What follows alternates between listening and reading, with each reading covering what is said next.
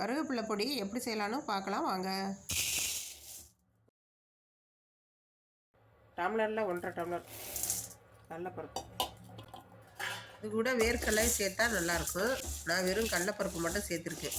உங்களுக்கு வேணும்னா வேர்க்கடலையும் இதில் சேர்த்துக்கிறோங்க. உங்கள் காரத்துக்கு ஏற்றது மாதிரி நீங்கள் சேர்த்துக்கிறோங்க. நான் 10 மிளகா சேர்த்துருக்கேன். கருவேப்பிலையை பிடுங்கி நல்லா அலசிட்டு வெள்ளை துணியில் காய வச்சுருக்கேன். 2 நாள் காய்ஞ்சா போதும். இப்போ நல்லா காய வச்சு எடுத்து வச்சுருக்கேன். இதில் சேர்த்துக்கிறேன். இந்த கருவேப்பிலையை கையில் எடுத்து பார்த்தா அப்படி நொறுங்கணும்.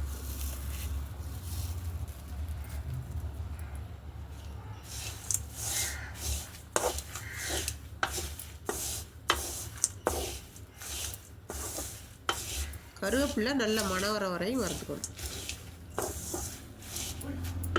பூண்டை வறுத்து கொஞ்சம் சேர்த்துக்கிறோன்னா நான் பெருங்காயம் போட்டிருக்கேன்.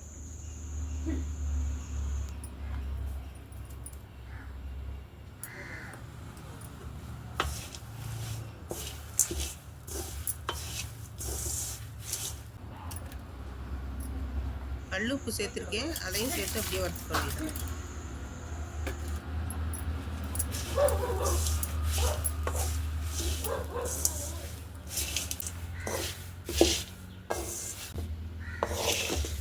இந்த மாதிரி நல்லா வறுத்து எடுத்துக்கணும். இதே அளவு இருந்தால் போதும்.